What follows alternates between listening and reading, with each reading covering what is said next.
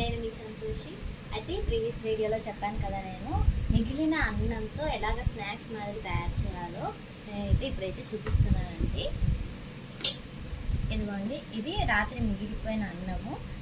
మా అబ్బాయి అయితే ఇలాగా సర్ది బట్టలో ముచ్చి పెడుతుందండి, ఎందుకంటే తొందరగా పాసిపోదనేసి ఇలాగా ఒక కాటన్ క్లాత్లో అయితే ఇలాగ రైస్ అయితే మిగిలిన అన్నాన్ని తీసి పెడుతుంది, తొందరగా పాసిపోదండి ఇలాగ తీసి పెడితే. అయితే నేను దీన్ని ఎలా చేస్తున్నానంటే, మనం ఫస్ట్గా అన్నాన్ని పొడిగా ఇలాగా గడ్డలు ఉంటుంది కదండి, దాన్ని పొడిగా చేసుకోవాలి. ఇదిగోండి, నేను వీడియోలో చూపిస్తున్న విధంగా మీరు చేసుకోండి. ఒకసారి ట్రై చేయండి. చాలా టైమ్స్ మనం అనుకుంటున్నాం కదా, అన్నం చేసిన అన్నం ఎవరు తినకపోతే మిగిలిపోతుంది, అది పడేయాలన్నా కూడా మనసు అయితే రాదు. సో ఈ విధంగా అయితే మీరు ట్రై చేయండి ఒకసారి. పిల్లలు కూడా చాలా ఇష్టంగా తింటారండి. ఒకసారి మీరు ట్రై చేసి నాకు కామెంట్ బాక్స్లో కామెంట్ చేయండి ఏ విధంగా చేశారనేది. అంటే మిగిలిన అన్నాన్ని మొత్తం ఎండబెట్టాలండి. ఎండబెట్టినాక అది కొంచెమే అవుతుంది, అందుకే ఎక్కువగానే తీసుకోండి. డైలీ మిగిలిన అన్నాన్ని అయితే ఇలా చేసుకోండి, వేస్ట్ చేయకుండా. మీరు డైలీ మిగిలిన అన్నాన్ని ఎండబెట్టి ఇలా ప్రాసెస్ నేను చూపిస్తున్న విధంగా చేసి ఎండబెట్టి దాన్ని ఒక బాక్స్లో స్టోర్ చేసుకోండి. మీకు ఎప్పుడైతే వాటిని ఏ విధంగా తాలింపు వేయాలో నేను చూపిస్తాను వీడియోలో, ఆ విధంగా మీరు ట్రై చేయండి ఒకసారి. అయితే కాస్త సాల్ట్ అయితే మీరు యాడ్ చేయండి, మీ టేస్ట్కి తగ్గట్టుగా సాల్ట్ అయితే మీరు ఈ రైస్లో యాడ్ చేయండి. అదేవిధంగా కారం మీ టేస్ట్కి తగ్గట్టుగా నేనైతే 1.5 స్పూన్ అయితే వేస్తున్నాను.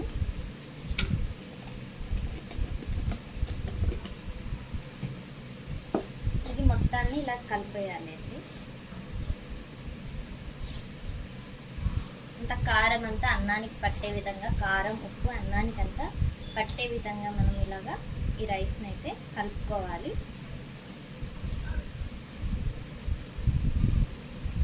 ఈ కలిపిన రైస్ని ఈ విధంగా మనం మొత్తం కారం ఉప్పు పట్టేలా కలుపుకున్న తర్వాత మనము ఒక చున్నీ తీసుకొని, అది ఎండ ఎక్కడైతే ఉందో బయట ఎండకి అయితే మనం దీన్ని ఎండబెట్టుకోవాలండి.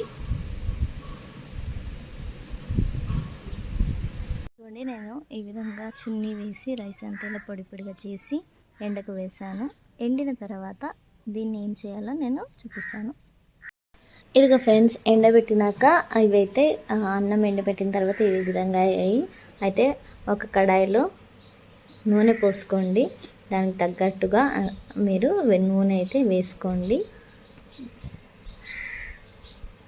ఇది కొంచెం హీట్ అయ్యేంత వరకు అలాగే ఉంచాలండి. హై ఫ్లేమ్లో పెట్టకండి, కొంచెం మీడియం ఫ్లేమ్లో అయితే పెట్టండి. కొన్ని వేసి చూడండి, అవి నూనె ఆయిల్ హీట్ అయిందో లేదో చెక్ చేయండి కొన్ని వేసి ఒకసారి. ఎందుకంటే మరి నూనె హీట్ కాకుందనుకో అవి బియ్యమే ఉంటాయండి, అంత టేస్టీగా రావు. సో ఫస్ట్ మీరు హీట్ అయిందో లేదో చెక్ చేయడానికి ఫస్ట్ కొన్ని వేసి చూడండి. నేను వేసాక చూడండి ఎంత బాగా పొంగాయో అన్నము. బొరుగులు మాదిరి అయితే అయ్యాయి, కానీ బొరుగులు టేస్ట్ అయితే ఉండదండి. ఇది వెరైటీ టేస్ట్ భలే ఉంటుంది, చక్కగా ఉంటుంది. ఒకసారి మీరు ట్రై చేయండి. చాలా సింపుల్ ప్రాసెస్ అండి స్నాక్స్ చేయడానికి. పిల్లలు కూడా చాలా ఇష్టంగా తింటారు. ఇవి అన్నం వేస్ట్ అవుతుంది అన్న బాధ కూడా మనకు ఉండదు. ఇదిగోండి ఎంత బాగా పొంగాయి చూడండి అన్నము. ఫస్ట్ నేను చూపించా కదా వీడియోలో, అన్నంలోకి ఉప్పు కారం కలుపుకొని ఎండబేసిన తర్వాత మనం ఈ విధంగా ఆయిల్లో అనేది ఫ్రై చేయాలి. ఆయిల్లో ఎక్కువ ఆయిల్ అయితే పీల్చుకోదండి, ఇది కొంచెమే ఆయిలే తీసుకుంటుంది, ఎక్కువ ఆయిల్ అయితే తీసుకోదు. సో మనం ఈజీగా స్నాక్స్ ఇంట్లోనే ప్రిపేర్ చేసుకోవచ్చు, బయట కొనాల్సిన అవసరం కూడా లేదు. మనం స్నాక్స్ అంటే పిల్లలకి బయట కొనుక్కొని పంపిస్తుంటాము, అయితే వాటికంటే ఇది ఇంట్లోనే కదండి, హెల్తీగా కూడా ఉంటారు. ఇంట్లోనే ఈజీగా సింపుల్గా మిగిలిన అన్నం వేస్ట్ అవుతుందన్న అనే బాధ కూడా ఉండదు, ఈజీగా సింపుల్గా చేసుకోవచ్చు.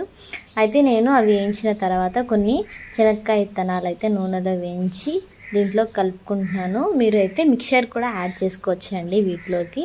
నేనైతే కొంచెం కరివేపాకు, కొన్ని శనక్కాయ విత్తనాలు నూనెలో ఇలాగ ఫ్రై చేసి మనం ముందుగా అన్నం వేయించుకున్న అన్నంలో నేను ఇది ఈ విధంగా వేసాను. మీరు మిక్చర్ కూడా వేసుకోండి. నా దగ్గర లేకపోయిండే, అందుకే నేను మిక్చర్ అయితే యాడ్ చేయలేదు. బుడ్డలు కొంచెం కరివేపాకు ఫ్రై చేసి వేయండి. అయితే దీంట్లోకి కొంచెం కారం, ఎందుకంటే కారం అంతా ఎండిపోయిన తర్వాత అంత స్పైసీగా అనిపించదు కాబట్టి కొంచెం మీరు మీ టేస్ట్కి తగ్గట్టు కారం కూడా యాడ్ చేసుకోండి. బాగున్నాయి అప్పటి చూపరా.